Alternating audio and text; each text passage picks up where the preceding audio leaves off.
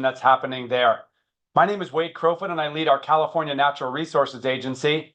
And some of you may have joined one of these dialogues before, but for those who haven't, this speaker series dialogue is all about bringing together leaders who are driving transformational change across California, big ideas, and highlighting key priorities of the Newsom administration. And this discussion really hits on all three. We have key leaders that have driven this remarkable environmental and cultural transformation. This is a big idea and, of course, a key priority of ours across the administration. So we're really glad that you're here today. This is Disability, Happy Disability Pride Month. I should say, first and foremost, you see the icon in my background. If you are part of our agency or familiar with our agency, you know that we celebrate these heritage months. It's an important part of what we do. We just celebrated Pride in June, and before that, Asian American and Pacific Islander Month, and before that, Black History Month.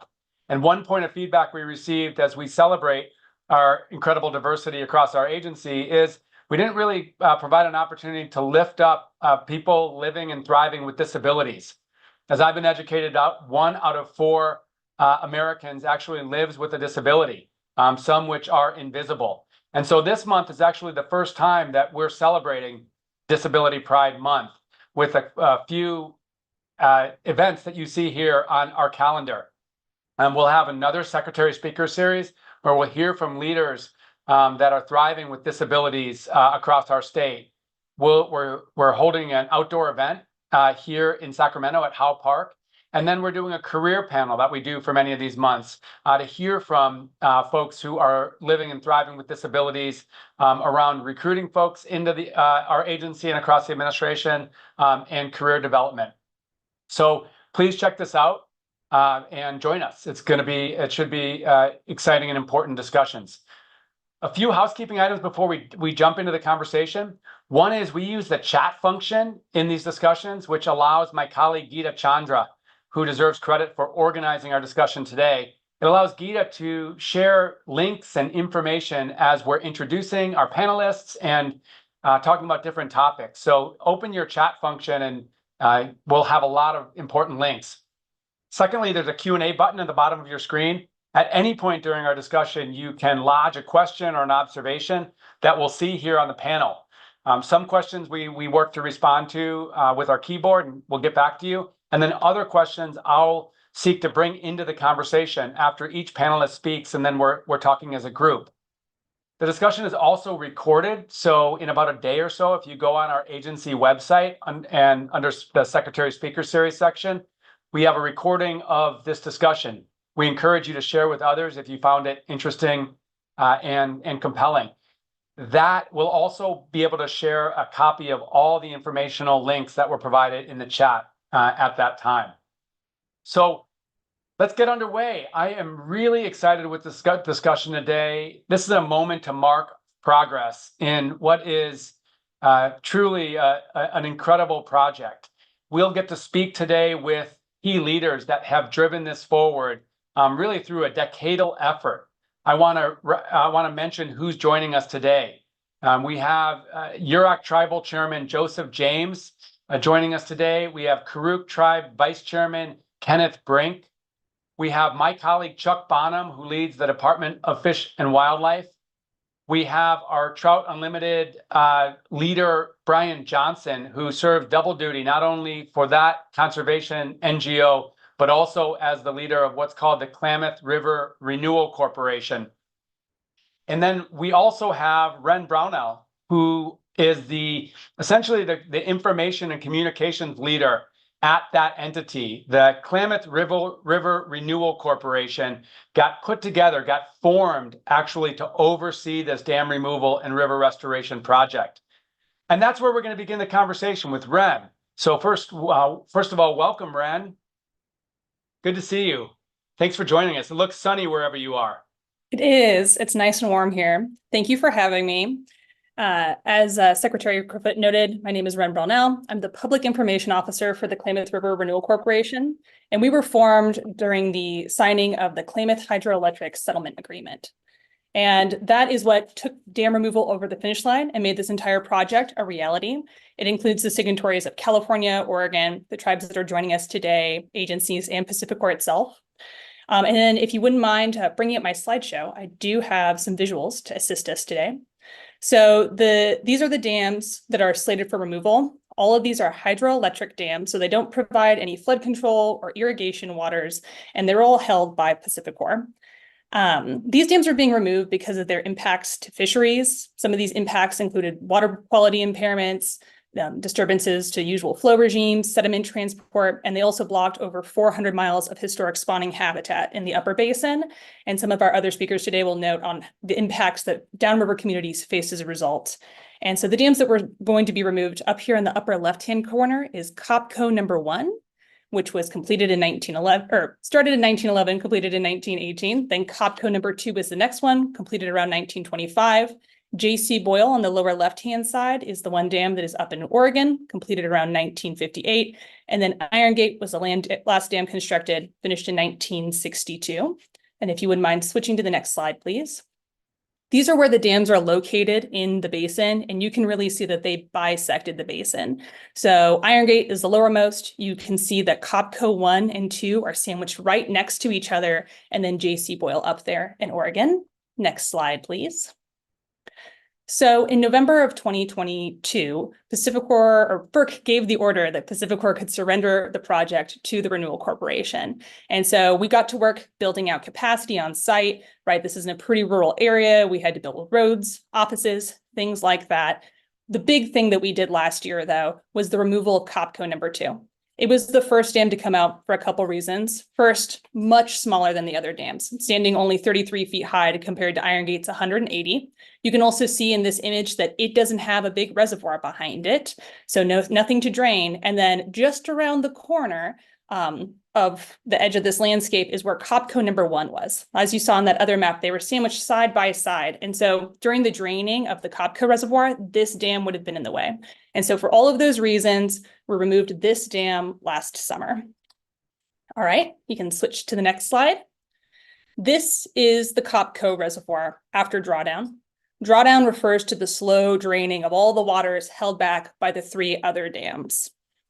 And so before we could take those dams apart, we had to slowly drain them. People are usually pretty disappointed that we didn't have one huge explosion and a rush of water to complete dam removal. But and that's a good strategy for sediment evacuation and other dam removals. Usually those dams are really close to the ocean, don't have communities that live below them. But in this case, we needed to slowly drain them to protect downriver communities. And then we had to carefully time when that drawdown was happening, because behind all of these dams was about 15 million cubic yards of accumulated sediments. And when you put a lot of sediment into a river, that can impact the amount of dissolved oxygen in the water, which can impact fish health. And so we knew that we were probably going to crash DO levels in the river during the drawdown period. And because of that, the Aquatic Resources Working Group, which is all of the kind of fish-minded agencies you can think of, the Karak tribe and the Yurok tribe are also a part of it, directed us to implement drawdown during the months of January and February, when you had the least amount of salmonids in the river and the extra water from winter to help with some sediment evacuation. And so drawdown took place. It all went pretty well. We did have 2 24-hour periods of 0% dissolved oxygen in the river, but far less than what was anticipated. Next slide, please. So as soon as the reservoirs were drained, crews got to work revegetating the reservoir, but they didn't just show up in January. We have two main contractors for the project, Kiewit for the deconstruction, Resource Environmental Solutions for the restoration, and they partnered with the Yurok tribe for the revegetation portion. So Yurok had crews out there collecting native plant seeds by hands for over 5 years in preparation for this project, from 98 different varieties of plants, selected for plants that are good at propagating, easy to collect, and holds cultural significance. They collected about 13 million seeds in total. Those were taken to different plant nurseries, and they transformed them into about 18 billion seeds. And that is what was utilized to revegetate the reservoirs. And you can go to my next slide. So they got to work after the reservoir is drained, and this was about a month and a half ago while the vegetation was doing. You can see that the poppies were just starting to bloom. I would like to joke with the vegetation crews that they almost overdid it with the California poppies, because at one point the reservoir was just orange. And there's also the native lupins in this area are yellow. It was really beautiful. Now, as we get deeper into summer, folks can expect that a lot of this will start to brown. The lupins, the poppies, they've all gone to seed. Even in this image, you can see how the areas, all those annual plants do brown in the summertime. So eventually they'll reach the reservoir as well, but that's completely expected. It's a part of the natural process in this landscape. And those crews will be out there again this fall to hit it all with that seed again. To date, they've planted about 72,000 bare rootstock plants, 27,000 acorns, 65,000 pounds of seed in total over the 2,200 acres of now exposed landscape that was formerly underwater. So next slide, please. So once drawdown was complete, we could begin work on Copco. We could start on Copco ahead of the other dams because J.C. Boyle and Iron Gate are what are called earthen dams, which in essence means they're a big pile of dirt and rocks. And we didn't want to have them halfway taken apart, have a significant flow event, potentially a flood event in like the March, April timeframe that could then overtop the dam and cause them to fall apart. So we had to wait until the hydrology was such that we were confident there would never be a big enough flow to do that before we could begin working on Iron Gate and J.C. Boyle. But Copco, big concrete arch dam, this is a shot that I think that most people don't see. This is the backside of the dam that was exposed after drawdown. But big concrete arch dam, so we could get to work on this one all the way back in March while we waited for May for the other ones. This dam was taken apart using a combination, well, it was just a cycle of, they drilled these holes across the top of the dam, pack it with powder, blast it apart, chip away, excavate the material, and do it again. And they've done that about 13 times. And if you would switch to the next slide, please. This is what it's looking like now. I took this photo on Friday when I was out in the field. That tunnel that you see at the bottom there was the tunnel that we used for the drawdown.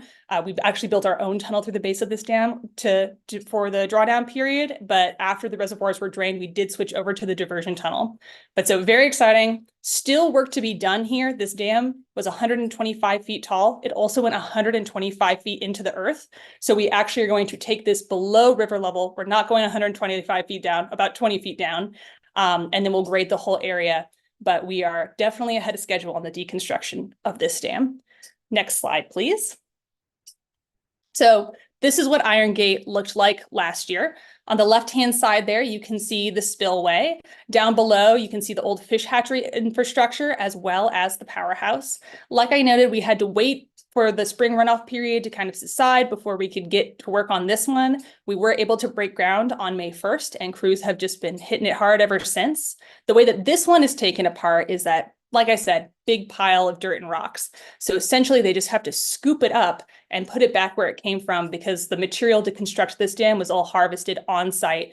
About a quarter mile to the right of this image is where they took apart a hillside to construct this dam. And so all of that material is being taken back to that area. And if you would switch to the next slide, this is what it looks like. This was Iron Gate on Friday. You can see that they have filled in that spillway that was blasted into that cliffside. And then those excavators down there are scooping up the material, loading up the trucks to take it all away. And all right, next slide. And I also just want to note some really exciting news. So as I noted, there was 2,200 acres of former reservoir footprint, that lands that is now exposed. But when Pacificorp handed over the project to the Renewal Corporation, it included everything that related to the dams and their infrastructure. So where there were certain transmission lines, where the powerhouses were, where different pipelines went. So we actually received 8,000 acres in total, approximately 1,000 in Oregon and 7,000 in California. And what the KHSA agreement, or what the agreement was, is that when we are done with the dam removal and restoration, we will return these lands to their respective states or to the state's third-party designee. And in early June, we enjoyed a trip out to the dam site from Governor Newsom, Secretary Crowfoot, and Director Chuck Bonham, among others, who also joined us with the Shasta Indian Nation and shared the news that we would be, it gave us the direction that we would return 2,800 of those acres to the Shasta Indian Nation. And that includes some of what you're seeing right here. This is the base of what is known as Ward's Canyon. To the Shasta, they call it Kikacheki. And the COPCO #2 powerhouse is built on the historic site of the village of Kakashkosh. So this is one of those areas that they will be receiving. And there is my high-level summary of where we are to date with dam removal, and I'm happy to answer any questions later. Ren, huge thanks. I know you provided that explanation to a lot of people, and thanks for doing that. One question that came in is, when will it be open to the public to come check out the different dam removals? I mean, obviously, there's a lot of heavy construction equipment, et cetera. But when can people that are watching here today actually get up there and see dam removal and see the river coming back to life?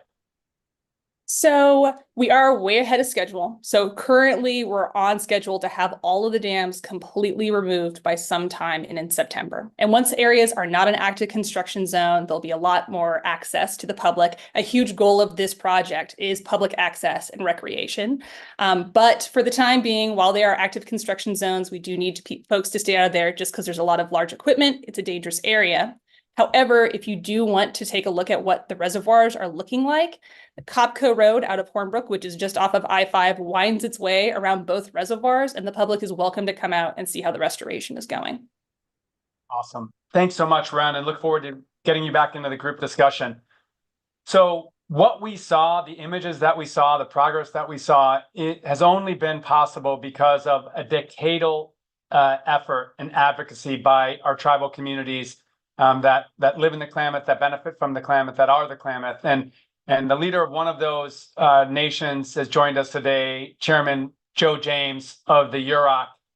Chairman James, an honor to be with you here, and have you be able to share, from your perspective, a little bit more about what this dam removal and river restoration means to Yurok people, and how your tribe had the steadfastness to stay with this and drive this movement forward for so long. Yes, and thank you, Secretary. Good afternoon. Thank you for the panel, the discussion. Very excited, very proud as an individual, as a York Tribal Chair. First, before I go into it, I want to give thanks to all our tribal leaders, all our water and warrior protectors, all our friends from the state of California and the state of Oregon when this thing started nearly 20 years ago. Many people are no longer here with us today. So I recognize that and the work that's been done. And so I wanted to give thanks for them, because it's been a long road. It's been a long journey. At very early stages, nearly 20 years ago, we talked about one dam removal. It's always taught to me by our past elected officials and elders. This started off as only one dam removal. I said, no, let's keep pushing. Let's push for four, for about balance and bringing fish back and who we are. You're our people, the salmon, the river. That's our highway. That's our river. That's our grocery store. Mother Earth gave us that. And again, it's about respect. It's about balance. And as an environmental, cultural people, we want to give back. So again, for us as your people, we're very proud. We're excited. We couldn't have done this without our partners throughout the state of California. It's truly an honor to get to this point, be able to walk the riverbanks, post dam removal, to tell the story. It's a big win. It's not just a big win for Indigenous people, for Yurok. It's a big win for all of us. All of us are going to enjoy the fruits of a free-flowing Klamath River. And again, it's a lot of hard work went into it. And again, we're bringing balance back. That's what we do as people. We pray, we have ceremony. What we're here today is this is what it looks like. This is what it looks like when we all come together and all pulling on that in a good way. Again, so it's truly exciting. Words can't express. You could say many things over and over again, but we get to tell our kids and grandkids the work that went into it. Everybody that came together. Very proud, and very honored, and excited. But again, it's one step, and now the next step is to continue to heal the Klamath Basin, restoration activity, and things like that. But again, thank you, Secretary. Well, huge thanks, Chairman. What do you expect? What do you hope to see in coming years as with this river and of course with the salmon population that is so fundamental to your people? No, it's bringing back, there was, the Klamath River was always provided for us, not just for Indigenous people of the ocean. We got condor, everything's a circle of life, and it truly is. And, that's bringing back our animals, our culture, our healing, our spirituality. And we still do that already. But again, that's why we pray. That's why we provide those ceremonies, pray that balance. And again, all of us are part of that, to have more salmon come back for generations and generations to come. Because that's what the river provided for us. And again, dam removal is one big step forward, but there's many more steps to go. So true. And I'm so thankful, you mentioned condor reintroduction and, your biological department working with the National Park Service, actually reintroducing condor into the Klamath Basin is just incredible. And as you say, one more step towards healing. So Chairman, huge thanks to everything that you and your government have done. And as you say, all of your predecessors for, fighting this good fight, making this case over 2 decades more. So Yeah. Appreciate it. No, thank you. This is what success looks like when we all work together, regarding healing the river and healing the basin. Thank you, Secretary. Thank you very much. Now we're going to move to Vice Chairman Brink from the Karak tribe up the Klamath River. And Vice Chairman, welcome and huge congratulations and thanks to you and your government and your tribe for getting us to this day. And I'm just interested in your reflections on where this project sits and where it's headed. Thank you, Secretary. Again, my name is Kenneth Brink. I'm the Vice Chairman for the Karak tribe. Really honored to be able to speak about the Klamath dam removal. I spent 20 plus years working fisheries for our Karak tribe, working on this for my whole career.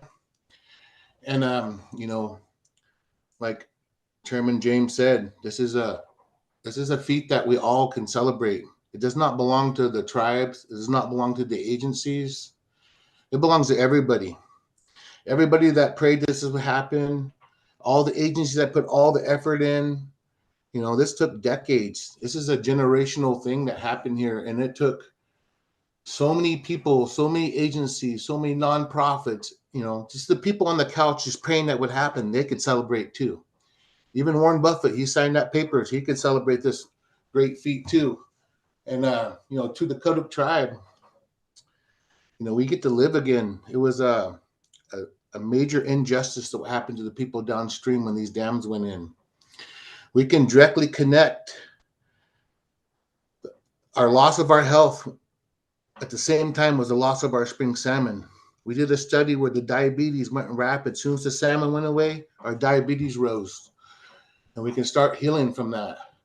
We have a generation of children now that can see success, that can see a win, where before it was all about hurt and pain. Now we're healing and growing. And these new generations that seen the success, seeing that we can all come together and get something done as large as 4 dams removed, be a part of the biggest restoration part of the United States.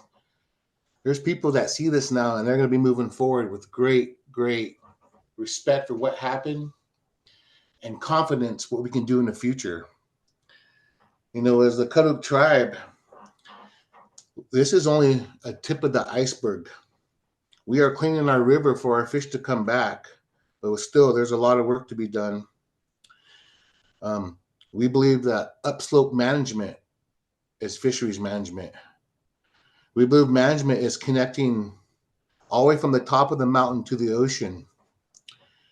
Like the governor did this fish project, we still got to connect it to the top. Places like the Scott and the Shasta are very keystone tributaries to the Klamath. The Scott produces the largest population of wild coho in the Klamath, and the Shasta produces the largest population of Chinook in the Klamath. So we have a lot of work to do, and there's a few bills out there that could help us. As a tribe, like we need to restore our ability to do cultural burning. We need to be able to practice our methods of management. Like, for example, the Karak tribe ceremonies is pristine management in itself. All of our ceremonies is keyed around management of the species.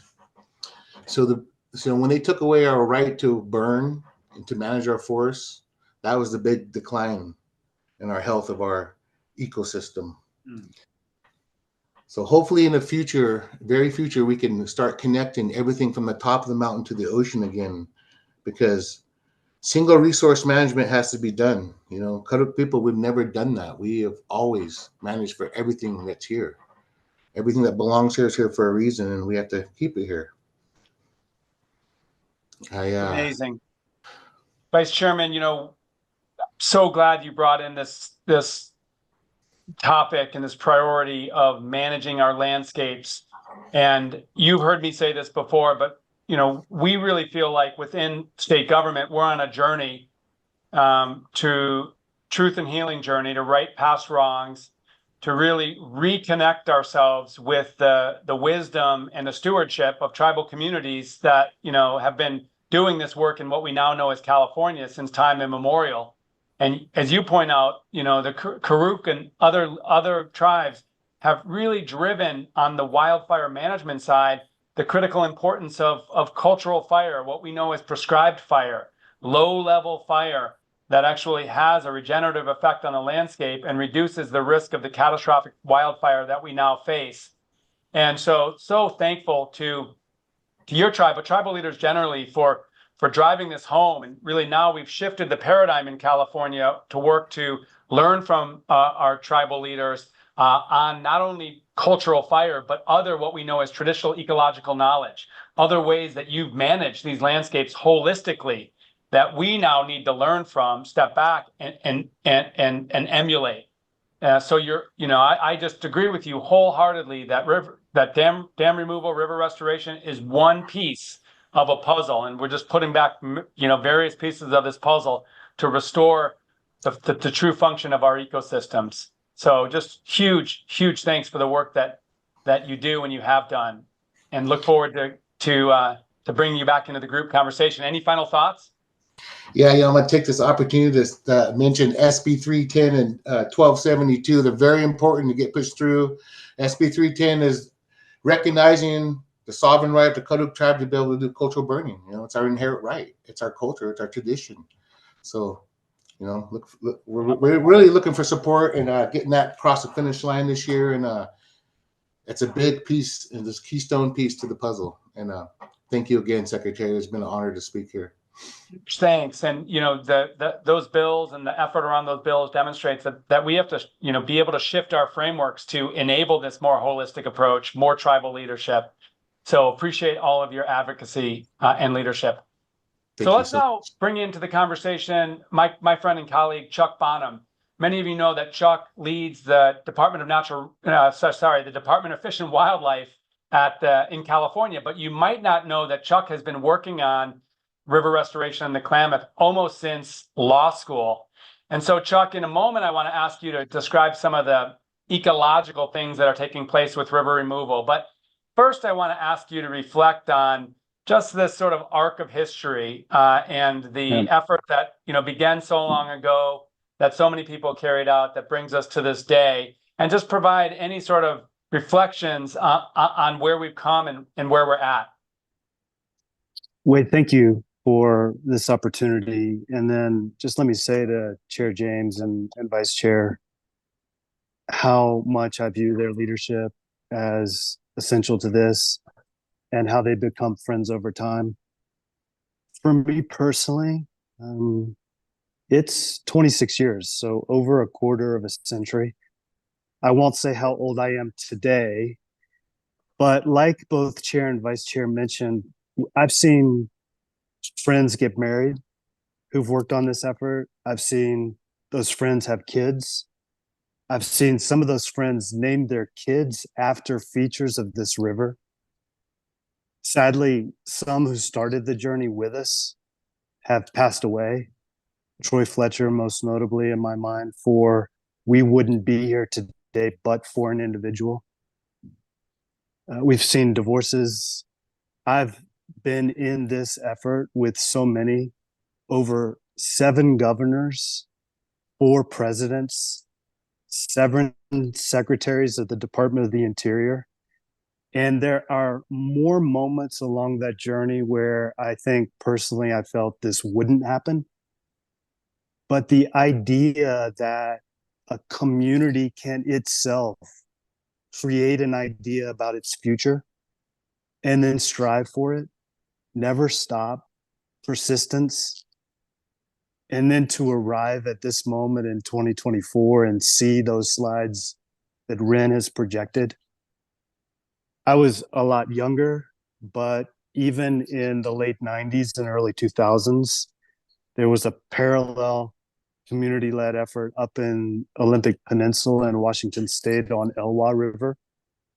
They came before our warriors and colleagues in the Klamath on their journey. Who knows who'll come behind us? Not every dam is slated for removal. You really have to follow the facts, the law, the science. But when so many can see a vision and stay together over so much time. And my last thought in opening, Wade, would really be this, and it's kind of a philosophical one. These dams, when they were built over 100 years ago, nobody asked. People that already lived on the landscape and had been living there since the beginning of the time, whether those dams should have been constructed. They split this basin in half, the Klamath River in half. So for a quarter of a century or more, those who work in this river system have always said upper basin and lower basin, upper basin and lower basin, on how we characterized ourselves, our values, and our cultures. No more. It's one basin with no barrier for people and the environment. And that, I think, is pretty remarkable. Truly, truly remarkable, Chuck. Talk about, you're our key nature leader within the state of California. Talk about, what happened with drawdown, because I know there's some initial, local concerns around water quality that got taken seriously. There was a question that came in about the sediment. Sediment can be really harmful to the river. What's happening, and then what do we expect scientifically to happen? In terms of the kind of coming back to life of these ecological functions in the river, and how long will it take? Yeah, we see rebirth happening already. Just a reminder of some of those slides Ren showed about native vegetation, primarily being led by UROC field crews and experts. But it will take many years and decades for this river to really heal because it's been a century of injury and impact. So most dam removal projects end up wrestling with a key issue. What do you do with all the junk behind the dams that have been built there that have accumulated over time? It's a cost issue. Depending on how you manage that debris can inflate your cost budget. It's a downstream river issue. How you handle that sediment release through the downstream section can cause environmental impact, no question.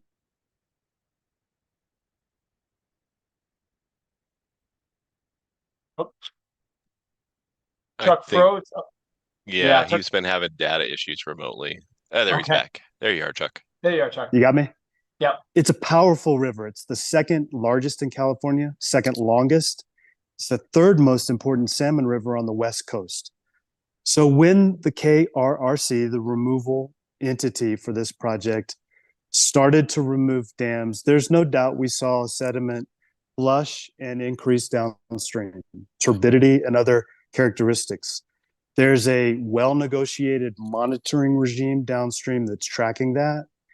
In reality, we knew that was going to happen. We communicated to all the federal, state, local government agencies.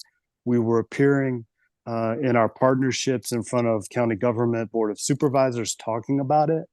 And we predicted it would happen at that moment in time when flows were higher and sediment was first coming from the project. We also all noted it. Group, we've got a challenge with Chuck again here.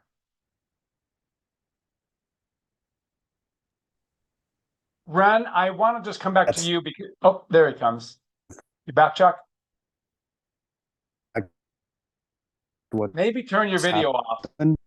Let me to you because I made activity. Okay. 100 people on the Zoom. So everybody, I'm on vacation. Let me flip it back to Wade and Ren for the rest of this topic. Yeah, Chuck was really generous about coming into us. He's on vacation with his family, but he wanted to be part of the conversation.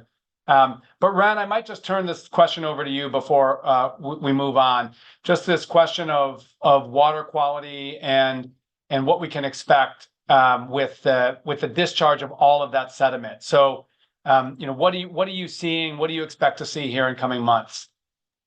I'm also going to use this as an opportunity to address some of the questions in the chat that were also related to sediments. So like I noted during the presentation, approximately 15 million cubic yards of sediment accumulated behind the 3 dams with reservoirs. And we estimated that approximately 5 million cubic yards would go down during the drawdown period. So the bulk of sediment that we already expected to move downstream has already done so in those months of January, February. It's important also to understand the composition of this sediment compared to other dam removals, such as the Elwha, right? The loss of cobbles, larger rocks. In the case of this dam removal, 90% of this accumulated sediments is dead algae, right? So you had these reservoirs for up to 100 years sitting out in the hot sun of summer, right? Where they create these huge algal blooms that then would die and fall to the bottom in the fall. And so that was happening over and over again. And so that's the vast majority of the sediments we saw in the reservoirs is simply dead plant matter. The other sediments that we saw is that there's 5 sizable tributaries that would flow into the reservoirs. And when sediment is a natural part of any sort of river system, right? So these tributaries were sending their own sands and gravels downstream, and they'd hit the flat water of the reservoir and they'd stop there. So if you were to go up to the Iron Gate Reservoir today, what you would see is that there was kind of a uniform blanket of dead algae across the entire reservoir footprint. And so the Klamath River only had to cut through about a foot of dead algae in the Iron Gate Reach before it found its historic path. But up around the tributaries, around Jenny Creek, there was almost 25 feet of accumulated sands. And so for sediment evacuation, mostly we let the river do its thing in terms of all of that dead algae. Now around these tributaries where you had these accumulations of sands and gravels, that's good stuff that we want going downstream. And we needed to help those tribs find their kind of historic path too. And so we actually did assisted sediment evacuation there, where we're actually pushing that sand into the streams to send it on downstream. Particularly important for Iron Gate, about a 20-mile reach down below Iron Gate, the river is actually quite sediment starved, and we want those sands and gravels down there for the benefit of fish, bugs, other wildlife. And so we mostly let the river take care of itself. A lot of those sediments have since set in place. Res also did a lot of research in advance. This was another question about how, are you moving all of it? Most of it's going to stay in place. 2/3 of it is already sat where it's going to be. They did a lot of research, found that the native vegetation actually grow quite well in all that dead plant matter. And so most of it stayed in place. The majority of what was going to go downstream has already gone downstream. The reason that we haven't seen, for the folks who live on the river, you would notice that the river will clear up and then it'll be murky again, and then it'll clear up and it'll be murky again. And a big reason why that is happening is that for the outlet for the Iron Gate Dam, all of the rivers are going through a little diversion tunnel around the dam. So it's going around our construction site. And these diversion tunnels are original to the dam's construction. It's where they put the river to build the dam in the first place.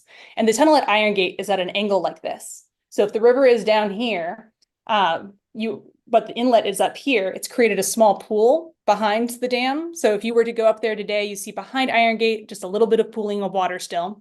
And you can think about when you get to the bottom of your coffee cup in the morning, right? There's kind of some crud at the bottom. So every time there is a flow change in the Klamath River, the river will either rise up or drop down, and it hits that little pool of crud and sends another pulse of sediment downriver.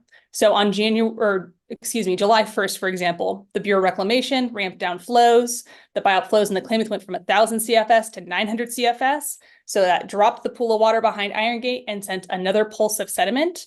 And it is, and I'll say this as a person living on the Klamath River, it is a bummer to have turbid waters in the summertime. Like, I myself would much rather be out there boating, and people still are boating, but it would be a lot more fun if the rivers weren't so turbid.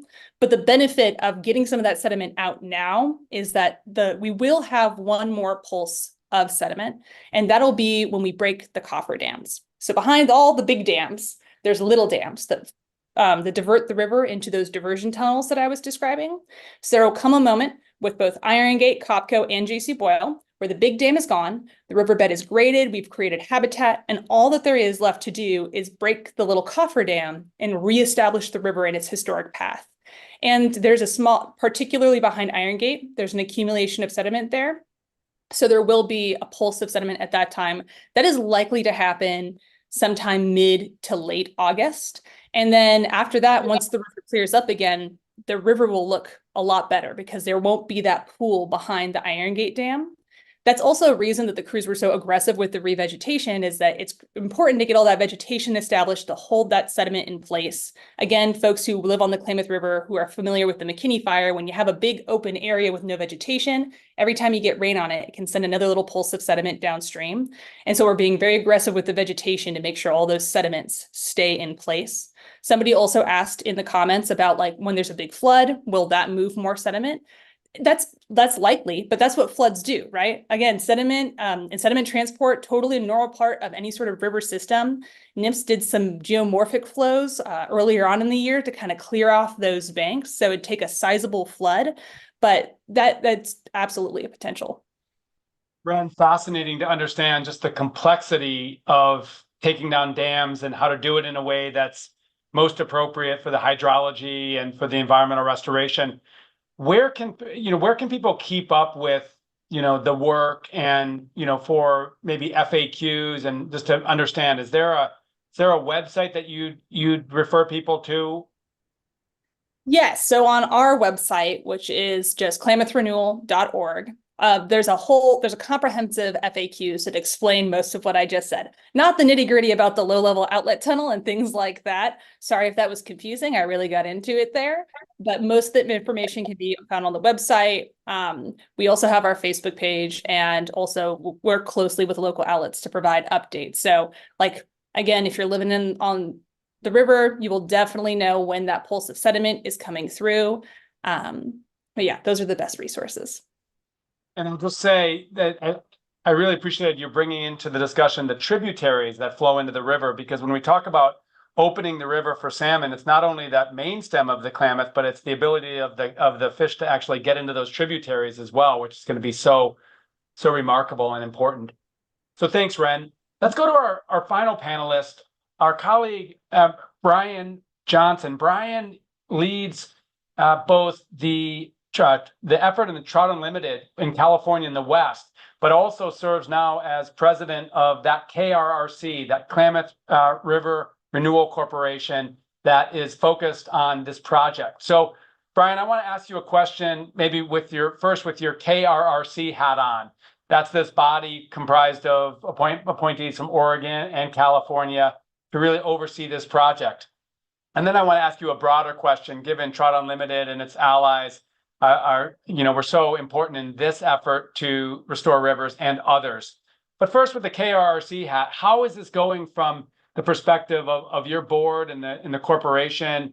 Where do you think we're at, and what do you expect here in coming months? So, we're all really gratified to see the progress. We have an amazing CEO, Mark Ransom, and a great team. You saw the photos, and we're feeling good being ahead of schedule and on budget, and the rivers will be flowing freely in just a few short weeks, and then the Renewal Corporation will stay around for a couple of years for monitoring and cleanup and all, continuing the revegetation effort and all of that. And it's really, it's an example of one of the best partnerships that I've seen from conservation groups and tribal nations and two states. And people are really taking inspiration from it, here in California and around the West.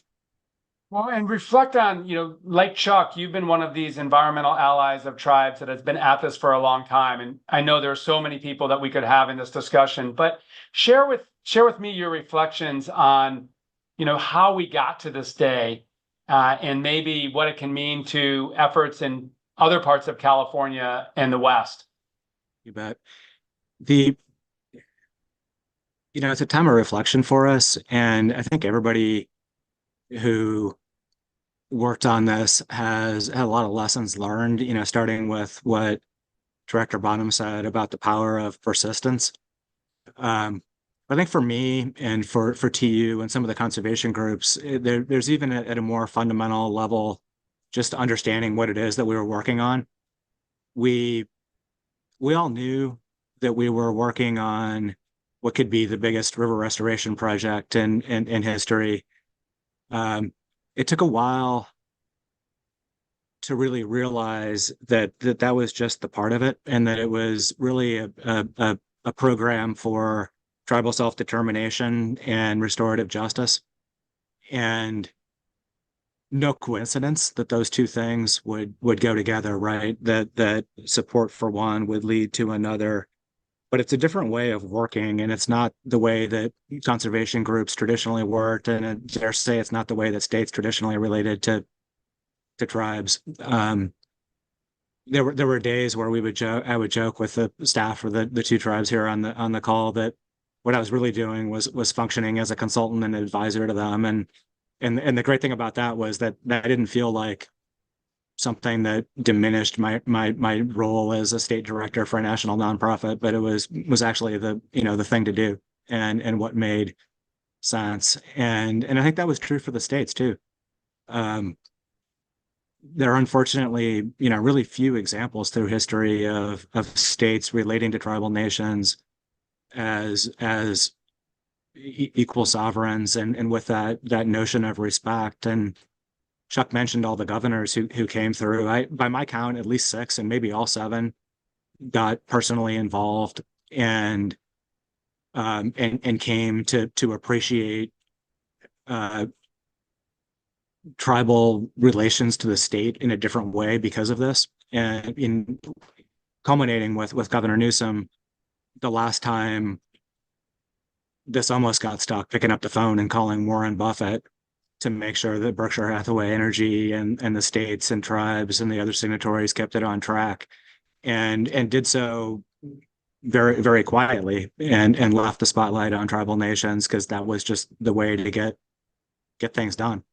And of course, when it came time to, we all looked at each other and said, we're going to get this done. We're going to do it ourselves. The 6 conservation groups, commercial fishing, 2 tribes, 2 states, literally founded an organization to do it on all of our behalf. And, by then it wasn't just the tribal members who lit the spark and created the moment, but joined by the rest of us and 2 states. And there are something like 450 people on this call. I bet all of them can think of places around the West where they work, where that combination of tribal work and the private sector and states, we're the ones who are going to have to solve these problems, and somebody else is going to do it for us.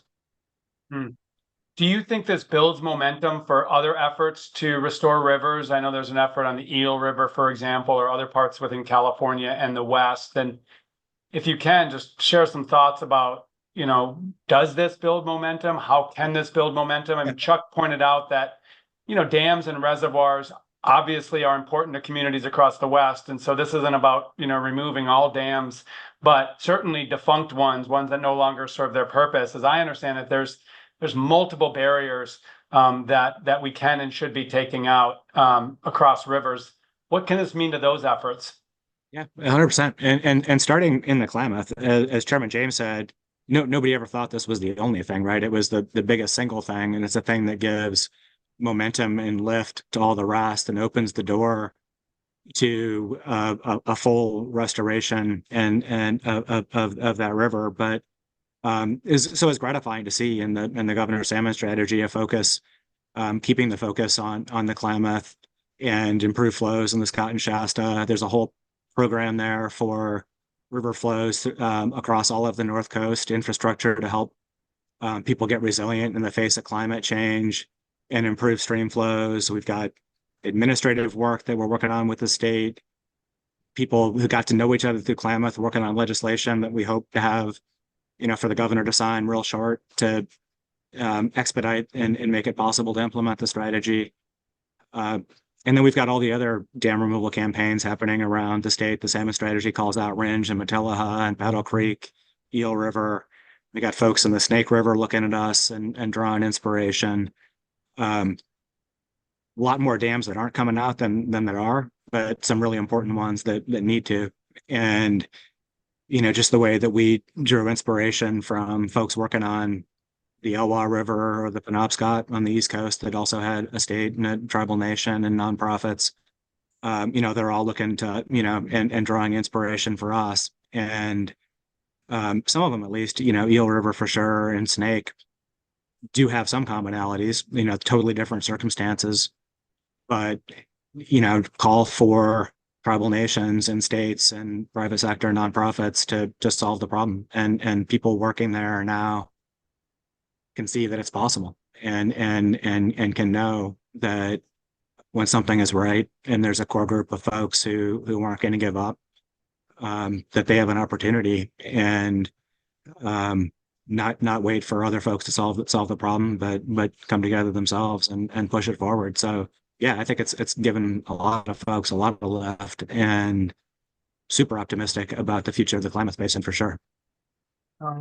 That's wonderful to hear. And let's use this as an opportunity to bring everybody back into the group discussion for the remainder of our time. We've lost Chuck, given his connection.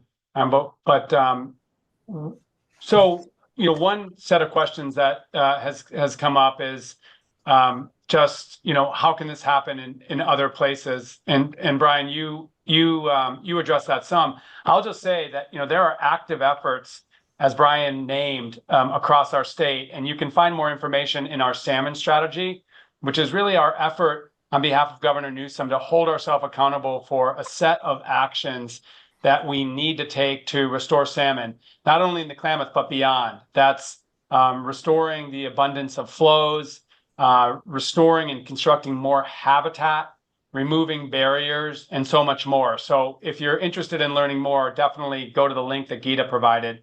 But interested to, maybe ask for the chairman and vice chairman, what do you see? I mean, how do you view this success point, recognizing that we have to continue to watch this play out and help it play out to restore? I mean, how does this inform what else you want to work on as governments with state government and other governments? Like what's on how do you reflect on this success and move forward, Vice Chairman? Yeah, so we're really looking forward to moving into co-management. It's going to be a big thing because we realize maybe what's going on right now is not working. And there was a time where the forests and the rivers, man, they were pristine. They were full of fish. It was the most beautiful area in the whole world. And I live in Happy Camp. We just suffered through the Slater fire, and I lost one of the most prettiest drives I've ever seen in my life, going over Gray back into Oregon. And if we don't change the management now, we're not going to see conifer forests in the United States. The kids won't see it. So it's time to shift. Maybe realizing these natives knew what they were talking about. Yeah. So well put. Chairman, any thoughts? Yeah, thank you, Secretary. Keep advocating, keep fighting for something you believe in regarding the environment, the conservation, climate change, water, fishing. Again, not just for us, but for all of us. Keep building partnerships. Keep finding your allies that you're aligned with and work together and keep pushing. Because it is a long road. But again, wouldn't want it any other way. It's something we believe in, and whether it was 20 years or 50 years or 100 years, we're going to still keep fighting because that's something we believe in. and protecting the basin. Take care of the basin will take care of us, like we talked about today. It's gonna take years and decades to heal, but that's okay. It's on the clock now. So again, those are just my comments. Thank you, Secretary. Well, thank you. And that gives me a lot of inspiration. I really do think we're at a really important moment in California, and I'll say the country too, where we have acknowledged the critical role that tribal communities and governments play in stewarding our lands. And finally, we're getting to things like ancestral land return and co-stewardship and management, much more of that to come. And then we're also realizing, given the environmental threats we face, including climate change, we need to provide more river, more land for these animals to move and to adjust. And so wildlife connectivity is a major priority. Not only in state government, but we have the federal government under the Biden-Harris administration. We have significant new funding to remove these barriers in rivers and to put bridges over roads, really reconnect habitat. So this cultural reconciliation, environmental reconciliation, there's so much positive we can do amidst so many challenges. Ron, I maybe want to ask you the final question, which is, so the dams come out in September or somewhere there around. Amazing that they're on time, on budget. Shouldn't be amazing, but it's just worth noting, I should say, given that large, complex projects often are longer and more expensive than originally thought. So great news. But what will we expect in the coming winter if we get, sort of a good amount of flows coming off the mountains? What can we expect the river to do? And then there's a question around, when can we expect native species to really, recover as we would hope that they would? Now, recognizing you're not the biological consultants on this, but you know so much about this project. Just want near term and long term, what can we expect? Well, I do want to emphasize if we should have a big flow event this winter, just to remember that these dams didn't provide flood control. So their removal is going to impact downriver communities in that sense. And I actually hope that we get a good flow, right? Because like I noted at the beginning, is that the removal of these dams also reestablishes a usual flow regime, right? So out below Iron Gate, it's been a steady flow for such a long time, and that exacerbates some of the issues we see with like parasites such as sea shasta on the river. So I hope that we do get some good flows, right? Get some of the sediment downstream, reestablish that area below Iron Gate. While it might wash some more sediment out of the area, it'll also scrub out all the little pockets downriver where it may be holding out and send it out to the ocean. And so I hope we do have a good flow this it will scrub the river. It will better the river's health, right? From a vegetation perspective, I talked about how we timed drawdown for prioritizing the fish in the river. If we prioritized the vegetation, we would have drawn down in September around, because putting native vegetation down in the fall is more ideal. So crews are going to be out there again, planting more plants, spreading more seeds, and they will be at that until we get what is called restoration success. And that's up to KRRC and agencies such as yours, right? But crews are on track. So through this fall, more restoration to come, especially around the tributaries. They get a whole special treatment beyond the vegetation. And then, yeah, like I said, I would hope for a good flow this winter. And then it sounds like the native fisheries, and feel free to jump in on this, Brian, or anybody else. I mean, so the salmon, obviously a 3-year life cycle, bunch of challenges to salmon, including the disconnection of over 400 miles of habitat. So we're addressing that.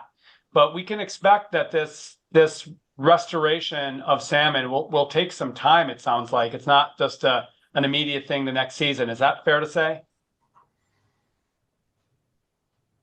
I'll comment. For the lamprey, I think the lamprey are really going to strive this year. They love the settlement. So the lamprey are coming back better than we ever seen them for a long time. And they rear in that sediment. People forget keystone species like the lamprey, how they pay effect on the ecosystem. For example, the lamprey was said and known to be the largest biomass moving through the system at a given time. So it was when the eyes of the juvenile amices were eyeing up, moving through the system, was the exact same time as, say, the Chinook were migrating out to the ocean. So the lamprey would come up and move the system, and they're like a preferred food. They don't swim as fast as the Chinook, so they become the preferred food for the predator. So they're playing like this blocker for the salmon to migrate. So they come to preferred food as the salmon sneaks by to the ocean, the lamprey are getting preyed upon. And that's something that has not really been in effect for a long time that could become way back in effect, bring the lamprey back. Wow. Well, that makes 2 points. One on the holistic nature of the ecosystem working together, and two is just tribal wisdom and knowledge, your knowledge of the river. It's incredible. Well, huge thanks to joining us for this discussion. And as Brian noted, we've had over 450 people join us, just sharing just how important this is to so many and how inspirational it is to those who are still learning about this effort. And most of all, big thanks to everyone who has contributed over decades into getting us where we're going.